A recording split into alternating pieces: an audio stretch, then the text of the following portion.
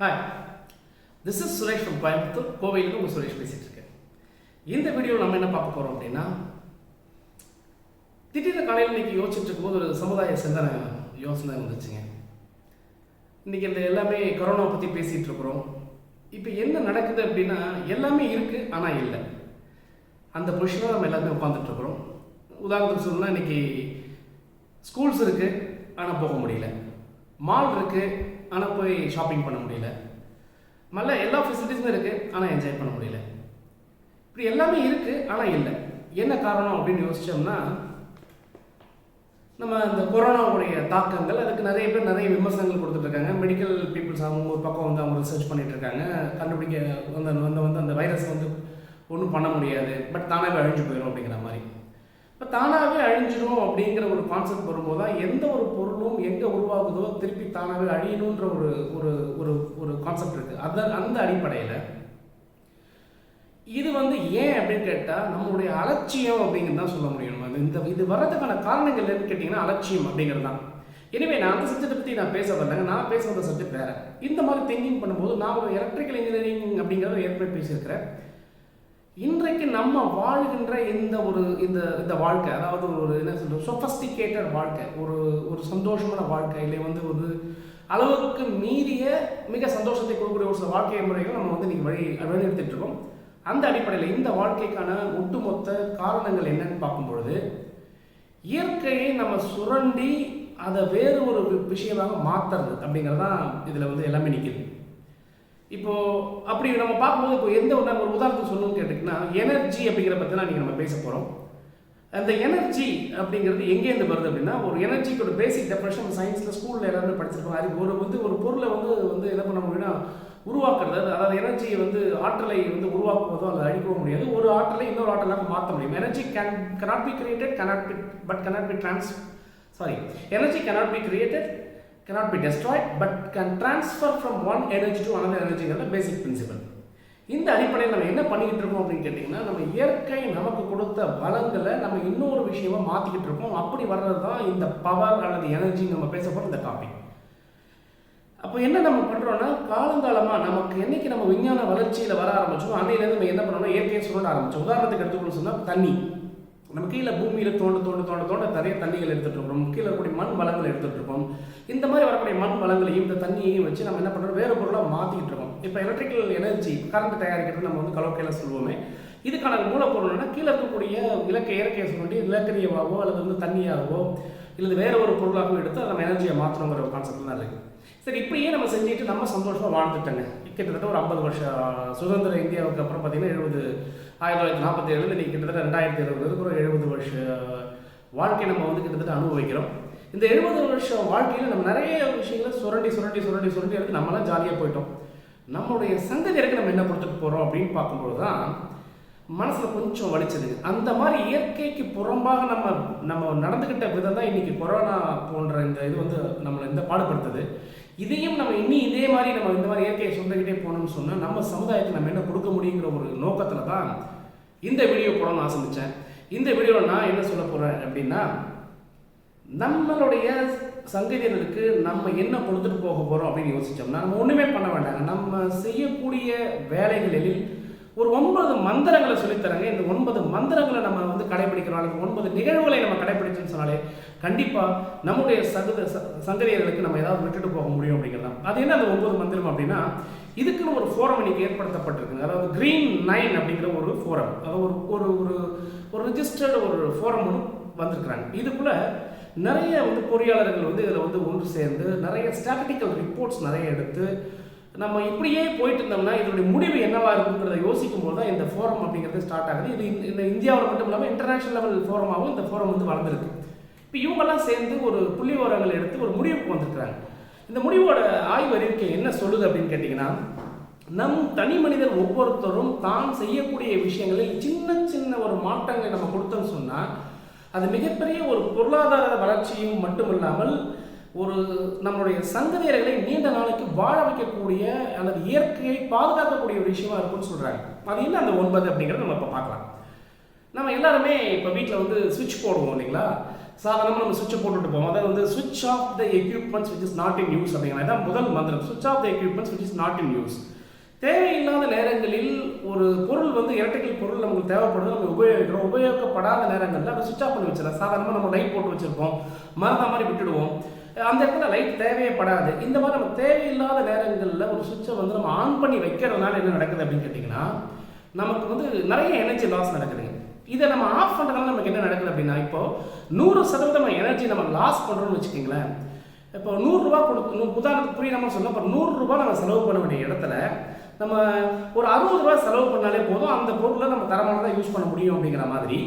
இப்போ நம்ம 100% energy loss இருக்கிற இடத்துல நம்ம இந்த மாதிரி சுவிட்ச் ஆஃப் பண்ணி வச்சோம்னா 60% வந்து நம்ம, அதாவது 40% வந்து இதில் நம்ம மிச்சப்படுத்த முடியும் அப்படிங்கிறது வந்து கிட்டத்தட்ட ஒரு 5000 கேஸ் ஸ்டடிஸ் இருக்கிறதுக்கப்புறம் கண்டுபிடிச்சிருக்காங்க. இது மந்திரம் நம்பர் 1 என்னன்னு கேட்டீங்கன்னா, அந்த ஃபார்முலா மந்திரா நம்பர் 1 அப்படின்னா சுவிட்ச் of the சுவிட்சஸ் which is not in use. அதாவது தேவையில்லாத நேரங்களில் சுவிட்ச் நம்ம வந்து இந்த ஒரு எலக்ட்ரிக்கல் கனெக்ஷன் சுவிட்ச் ஆஃப் பண்ணி வைக்கணும் அப்படிங்கிறது அவருடைய இதுங்க.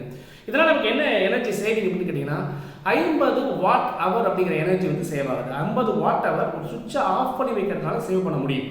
மந்திரம் 2வது மந்திரம் என்ன அப்படின்னு கேட்டிங்கன்னா, நம்ம ஏசியெல்லாம் நிறைய பேர் வீட்டில் நம்ம நீங்கள் சொஃபஸ்டிகேஷன் யூஸ் பண்ண ஆரம்பிச்சிட்டோம் இல்லைங்களா. அந்த மாதிரி ஏசியாக இருக்கட்டும், இல்லை ஃப்ரிட்ஜாக இருக்கட்டும், இந்த மாதிரி பல விஷயங்கள் நம்மளுடைய சொஃபஸ்டிகேஷன் நம்ம யூஸ் பண்ண ஆரம்பிச்சிட்டோம். இந்த ஏசியை நம்ம ஒன்றும் பண்ண வேண்டாம், ரெகுலராக தொடச்சோம்னாலே, பீரியாடிக்காக தொடச்சி அந்த ஃபில்டர் டஸ்ட் இதெல்லாம் கிளியர் பண்ணி வச்சாலே என்ன பண்ண முடியும் அப்படின்னா, நம்ம 30% அளவுக்கு எனர்ஜி இப்போ யூஸ் பண்ணிட்டு இருக்கிறத விட 30% எனர்ஜியை நம்ம சேவ் பண்ண முடியும்னு சொல்லி கண்டுபிடிச்சிருக்காங்க. இதனால் நமக்கு என்ன நடக்குது அப்படின்னா, 100 வாட் அவர் எனர்ஜியை வந்து நம்ம ஸ்டோர் பண்ணி நம்ம வந்து ரிசர்வ் பண்ண முடியும், அல்லது வந்து பாதுகாக்க முடியும், வேஸ்டேஜ் இருந்து குறைக்க முடியும் அப்படின்னு சொல்லியிருக்காங்க. இது 2வது மந்திரம். அதாவது ஏசியை துடைக்கிறதுனால நமக்கு 100 வாட் அவர் சேவ் பண்ண முடியும்னா பாருங்களேன். இது பஸ் சின்ன விஷயம், நம்ம கண்டுக்காம போகிறதுனால நமக்கு எவ்வளோ லாஸ் பண்ணிட்டு இருக்கோம் அப்படிங்கிறதுக்கான ஒரு புள்ளி வரும். 3வது மந்திரம் என்ன சொல்கிறாங்க அப்படின்னா, நம்ம இப்போ ஏசி வாங்குகிறோம், நம்ம நிறைய விஷயங்கள், நிறைய பொருட்கள், நம்ம தேவையான பொருட்களை வாங்குகிறோம். பட் வாங்கும் பொழுது இப்போ வந்து எனர்ஜி ஸ்டார் ரேட்டிங் போட்டிருப்பாங்க. அதாவது வந்து 1 star 2 star 3 star 5 star rating போட்டிருப்பாங்க. அந்த மாதிரி star rating, energy saving rating சொல்லுவாங்க. அதை பியூரோ ஆஃப் எனர்ஜி எஃபிஷியன்சி தான் அந்த முத்திரை கொடுக்குறாங்க. அவங்க சொல்கிறபடி 5 ஸ்டார் ரேட்டிங் உள்ள எக்யூப்மெண்ட்ஸ் நீங்கள் வாங்கி நீங்கள் யூஸ் பண்ணிங்கன்னா அதனால் என்ன நடக்குது அப்படின்னு கேட்டிங்கன்னா, இப்போ ஒரு உதாரணத்துக்கு ஏசி எடுத்துக்கலாம். 1.5 டன் போட்ட ஏசி எந்த அளவுக்கு அதாவது உங்களுக்கு கூலிங்கான ஒரு எஃபெக்டை கொடுக்குதோ அதே எஃபெக்டை 1 டன் உள்ள ஏசியை கொடுக்க முடியும் அப்படிங்கிறது தான் நிரூபிக்கப்பட்ட உண்மை. இதில் வந்து இப்போ 5 ஸ்டார், இந்த ஸ்டார் ரேட்டிங் அதிகப்படுத்துகின்ற பொழுது நமக்கு எவ்வளோ எனர்ஜி சேவ் ஆகுது, 25% வந்து நம்ம எனர்ஜியை சேவ் பண்ண முடியும்னு சொல்லியிருக்காங்க. இது 3வது மந்திரம். 4வது மந்திரம் என்னன்னு பார்த்தீங்கன்னா, ஒரு பெரிய ரூம் உட்காந்துருப்பாப்புல, ஒருத்தர் படிக்கிறதுக்காக பெரிய லைட்டை போட்டு விட்டுட்டு ஒருத்தர் உட்காந்து டேபிளில் படிச்சுட்டு இருப்பாரு. இதனால் என்ன நடக்குது அப்படிங்கிறதுனா, என்டையர் அந்த ஒட்டுமொத்த இதுக்கும் தேவையில்லாத ஒரு லைட் எனர்ஜி நம்ம வேஸ்ட் பண்ணிட்டு இருக்கோம். அதுக்கு பதிலாக ஒரு டேபிளில் அவர் படிக்க போகிறாரு, மற்றவங்களாம் வந்து தூங்குறாங்க, இல்லை வேற ஏதாவது வேலையை பார்க்குறாங்க, அந்த இடத்துல வெளிச்சம் தேவையில்லைங்கிற பட்சத்தில் அவர் ஒரு டேபிள் லைட், ஒரு எல்இடி லேம்ப் போட்டுக்கிட்டு அவர் தாராளமாக படிக்க ஆரம்பிக்கலாம். அந்த மாதிரி ஒரு எல்இடி லைட் போட்டு படிக்கும்பொழுது நமக்கு எவ்வளோ எனர்ஜி சேவ் ஆகுது அப்படின்னா 180 வாட் அவர் சேவ் ஆகுது. அதாவது ஒரு இப்போ வந்து ஒரு எப்படி சொல்கிறாங்க, ஒரு 40 வாட்ஸ் அளவுக்கு வந்து நம்ம சேவ் பண்ண முடியும் அப்படிங்கிறது தான் இந்த 4வது மந்திரமாக சொல்லப்படுது. இப்போ 5 அப்படின்னு பார்த்தீங்கன்னா, நம்ம எல்லாமே ஃப்ரிட்ஜ் யூஸ் பண்ணுவோம் வீட்டில். ஃப்ரிட்ஜை கொண்டு போய் வீட்டில் வாங்கின உடனே கொண்டு போய் நம்ம ப்ளக்கில் சொல்லி விட்டு ஃப்ரிட்ஜை சுவிட்சை போட்டு விட்டிங்கன்னா, அதுக்கப்புறம் அது எப்போ அதுவாக கெட்டு போய் நிற்கிற வரைக்கும் நம்ம ஃப்ரிட்ஜ் ஆஃப் பண்ண மாட்டோம். சம்டைம்ஸ் இல்லை, எங்கேயாவது வெளியூருக்கு போகும்போது மட்டும் நம்ம ஏதாவது கரண்ட் பில், எலக்ட்ரிசிட்டி பில்லை சேவ் பண்ணுறது ஆஃப் பண்ணி வைப்போம். இது இந்த மாதிரி பண்ணாமல் அப்பப்போ ஃப்ரிட்ஜுக்குள்ளே இருக்கிற டீப் ஃப்ராஸ்ட் அப்படின்னு சொல்லி ஒரு சின்ன பட்டன் இருக்குங்க. அடிக்கடி அந்த டீப் ஃப்ராஸ்ட் பட்டன் நீங்கள் ப்ரெஸ் பண்ணி விடுறதுனால மட்டுமே உங்களுக்கு எவ்வளோ எனர்ஜி சேவ் பண்ண முடியுது அப்படின்னா 250 வாட் அவர் எனர்ஜி வந்து சேவ் பண்ண முடியுது அப்படின்னு சொல்லி ஒரு புள்ளி வரம் எடுத்துருக்காங்க. இது அதே மாதிரி அடுத்தது வந்து பார்த்தீங்கன்னா, இப்போ நம்ம வீட்டில் எல்லாருமே நம்ம மோட்டர் யூஸ் பண்ணுவோம். நிறைய விஷயங்கள் வந்து மோட்டர் இருக்கும். ஹை லோடு மிஷின்ஸ்னு சொல்லுவாங்க. இதெல்லாம் ஹை லோடு அப்படின்னு சொல்லுவாங்க.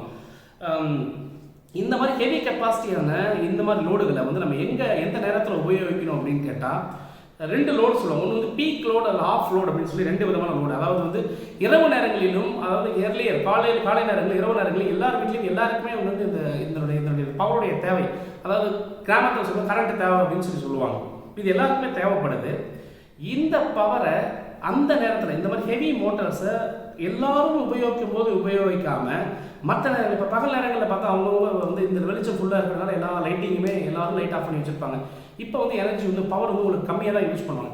இந்த மாதிரி நேரங்களில் அந்த ஹெவி லோட்ஸ் நீங்கள் யூஸ் பண்ணுறதுனால 175 வாட்ஸ் அவர் வந்து உங்களால் வந்து சேவ் பண்ண முடியும் அப்படிங்கிறது சொல்கிறாங்க. இது மந்திரம் நம்பர். அப்போ ஹெவி லோடை நம்ம எந்த நேரங்களில் யூஸ் பண்ணால் இந்த மாதிரி பகல் நேரங்கள் இதுக்கு பேர் வந்து ஆஃப் லோட் அப்படின்னு சொல்லுவாங்க. ஆஃப் லோடில் நீங்கள் யூஸ் பண்ணிங்கன்னா எனர்ஜி சேவ் பண்ண முடியும்னு சொல்லி ஒரு விஷயம் சொல்கிறாங்க. இப்போ அடுத்து 7வது மந்திரமாக நம்ம என்ன பார்க்குறோம் அப்படின்னு கேட்டிங்கன்னா என்ன சொல்கிறாங்க, அப்போ நம்ம இப்போ எல்லாமே லேப்டாப் யூஸ் பண்ணுவோம், இப்போ வந்து கம்ப்யூட்டர் யூஸ் பண்ணுறோம், நீங்கள் இல்லைனா வந்து மொபைல்ஸில் யூஸ் பண்ணுறோம், சார்ஜை போட்டு அதிலே விட்டுட்டு நமக்கு என்ன சொல்லி போயிடுறது, இல்லைனா நம்ம ஒர்க் பண்ணிட்டு திடீர்னு வந்து ஸ்லீப் மோடில் போட்டு விட்டுருப்போம். ஆனால் ப்ளக் ஆகிருக்கும், அதை வந்து ஸ்லீப் மோடில் போட்டிருப்போம். இந்த மாதிரி நம்ம யூஸ் பண்ணாத நேரங்களில் ஸ்டாண்ட் பை மோடில் இருக்கக்கூடிய கம்ப்யூட்டர்னாலையும் ஸ்டாண்ட் பை மோடில் இருக்கக்கூடிய லேப்டாப்னாலையும் ஸ்டாண்ட் பை மோடில் இருக்கக்கூடிய அதாவது வந்து இன்னைக்கு மொபைல் இந்த மாதிரி எந்த விஷயங்களாகும் ஸ்டாண்ட் பை மோடில் இருக்கு, நம்ம யூஸ் பண்ண மாட்டோம், ஆனால் ப்ளக்ல கரெக்டாக இருக்கும். அந்த நேரங்களில் வந்து நம்ம நிறைய எனர்ஜி வேஸ்ட் பண்ணிட்டு இருக்கோம். இந்த எனர்ஜியை நம்ம வந்து சேவ் பண்ணணும்னு நினைச்சோம்னு சொன்னால் கிட்டத்தட்ட 50 வாட் அவர் எனர்ஜி நம்ம சேவ் பண்ண முடியும் அப்படின்னு சொல்லி இன்னைக்கு வந்து இந்த கண்டுபிடிச்சிருக்காங்க. அடுத்து 8வது மந்திரமாக பார்க்குறோம் அப்படின்னு கேட்டிங்கன்னா, நம்ம எல்லாருமே வாட்டர் ஹீட்டர் யூஸ் பண்ணுவோம். காலையில் வீட்டில் நம்ம யூஸ் பண்ணுவோம். என்ன பண்ணோம்னா, நம்ம காலையில் தூங்கி எழுந்திரிச்சு வாட்டர் ஹீட்டர் ஆன் பண்ணி விட்ருவோம். நம்ம குளிக்க போகிறது பார்த்தீங்கன்னா 11 மணிக்கு போயிருப்போம், இல்லை 8 மணிக்கு போயிருப்போம். இப்போ நம்ம இதில் நம்ம தூங்கி எழுந்தது 5:30 மணி 6 மணி 7 மணி இருக்கும். கிட்டத்தட்ட பார்த்தீங்கன்னா வாட்டர் ஹீட்டர் 4 மணி நேரம் 5 மணி நேரம் தேவையில்லாமல் ஹீட் ஆகிட்டு தண்ணி ஆறிக்கிட்டு இருந்திருக்கும். என்னதான் ஆட்டோமேட்டிக் தெர்மல் ஸ்விட்ச் போட்டிருந்தாலும் கூட அந்த இடத்துல ஒரு எனர்ஜி வந்து லாஸ் ஆகுது அப்படிங்கிறத கண்டுபிடிச்சிருக்காங்க. அப்போ நம்ம என்ன பண்ணால் தேவையான டெம்பரேச்சர் தேவையான நேரங்களுக்கு வைக்கிற மாதிரி வச்சு பண்ணி நீங்கள் ஆப்ரேட் பண்ணாலே கிட்டத்தட்ட 425 வாட் அவர் வந்து எனர்ஜி சேவ் பண்ண முடியும் அப்படின்னு சொல்லி கண்டுபிடிச்சிருக்கிறாங்க. இது உங்களுடைய 9வது மந்திரமாக எடுத்துக்க தேவையில்லாத நேரம், அதாவது குறிப்பாக வாட்டர் ஹீட்டர்னால மட்டும் நம்ம என்ன பண்ணுறோம் அப்படின்னு கேட்டிங்கன்னா 425 வாட் அவர் வந்து நம்ம இன்னைக்கு வேஸ்ட் பண்ணிட்டு இருக்கோம் அப்படிங்கிறத ஒரு கண்டுபிடிச்சிருக்காங்க. 9வது மந்திரமாக நம்ம என்ன பண்ணணும், இது வந்து ஒரு 9வது மந்திரம் அப்படின்னு பார்த்தீங்கன்னா, நம்ம எங்கள் தாத்தா காலத்து வீடுங்க, எங்கள் தாத்தா வாங்கி போட்ட பல்புங்க, எங்கள் தாத்தா ஞாபகமாக நான் அந்த பல்பை வச்சிருக்கிறேன், அது எரிஞ்சிக்கிட்டு தான் இருக்கணும் அப்படின்லாம் நிறைய பேர் சொல்லிட்டு இருப்பாங்க. அந்த சென்டிமெண்டலாக தாத்தா காலத்து பல்ப் வந்து ஃபியூஸ் போகாமல் இருந்திருக்கலாம், ஏன்னா இப்போ குவாலிட்டி இருந்துச்சு, எரியாமல் இருந்திருந்தாலும் கூட இன்னைக்கு இருக்கக்கூடிய நவீனத்துக்கு தகுந்த மாதிரி நம்ம என்ன பண்ணலாம்னா, ரொம்ப நாள் யூஸ் ஆகிட்டு இருக்கக்கூடிய பல்பை தாராளமாக இன்னைக்கு இருக்கக்கூடிய நம்ம எல்இடி லேம்ப்ஸோட மாற்றலாங்க.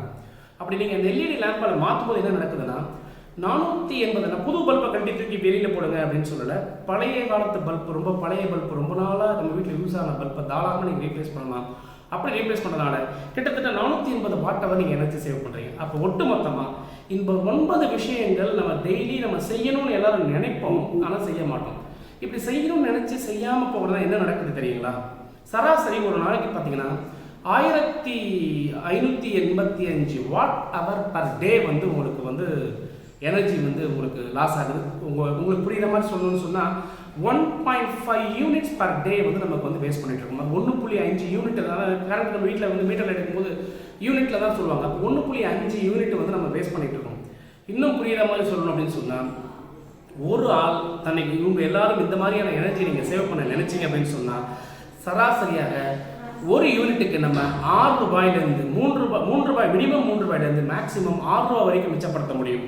அப்படி மிச்சப்படுத்தும் போது சராசரியாக நீங்கள் இப்போ வந்து ஒரு மாதத்துக்குன்னு கணக்கு போட்டிங்கன்னா ஒரு 12,000 ரூபா பக்கம் இது பண்ண முடியும். அதுவே ஒரு மாதங்கும் போது 10 மாதத்துக்கு கணக்கு போட்டிங்கன்னா கிட்டத்தட்ட 1,20,000 ரூபா வந்து நம்ம சேவ் பண்ண முடியும். இது பணம் சேவிங் அப்படிங்கிறது மட்டும் இல்லாமல் இது என்ன மாற்று விஷயம் பண்ணிக்கிட்டு இருக்கு அப்படின்னு பார்த்தீங்கன்னா, இன்னைக்கு ஒரு யூனிட் நம்ம யூஸ் பண்ணிட்டு இருக்கிற இந்த கரண்ட்டுக்காக சராசரி நம்ம பூமியில் இருக்கக்கூடிய 700 லிட்டர் தண்ணியை நம்ம வேஸ்ட் பண்ணிட்டு இருக்கிறோம்.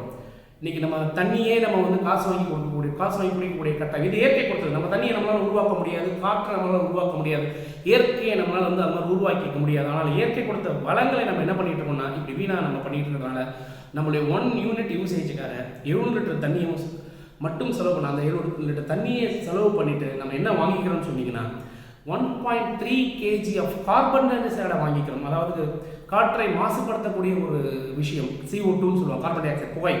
இது 1.3 கிலோகிராம்ஸ் வந்து தாராளமாக அந்த 1 யூனிட் எனர்ஜி ஜென்ரேஷனுக்கு வெளியிடப்படுது. இப்போ இது மக்களுக்கு தொந்தரவையும் கொடுக்குது, அதே சமயத்தில் நீங்கள் இயற்கையையும் நீங்கள் என்ன பண்ணுறீங்கன்னா கொஞ்சம் கொஞ்சமாக அழிச்சிக்கிட்டே போகிறீங்க. இந்த வேகத்தில் நம்ம நடந்துக்கிட்டே போனோம்னா கொரோனா இன்னைக்கு வந்த புரட்சி மாதிரி நாளைக்கு எனர்ஜி அப்படிங்கிற ஒரு விஷயத்தில் மிகப்பெரிய நம்ம ஒரு கஷ்டத்தை பார்க்க வேண்டிய கட்டாயமாக இருக்கும். அன்னைக்கு இந்த உலகம் இருண்டு போயிடும் அப்படிங்கிற ஒரு பயத்தில் தான் இந்த வீடியோ பதிவு பண்ணணும்னு நம்ம ஆசைப்படுறோம். இந்த 9 விஷயமான இந்த 9 மந்திரங்களையும் ஒவ்வொருவரும் மனசில் எடுத்துக்கிட்டு சின்ன சின்ன விஷயங்களை நீங்கள் கான்ட்ரிபியூட் பண்ணும்பொழுது கண்டிப்பாக ஒரு வளமான உலகத்தை நம்மளால் கொண்டு போக முடியும்ன்ற நம்பிக்கையில் தொடர்ந்து பேசுவோம். இணைந்திருங்கள். உங்களுடன் சுரேஷ்.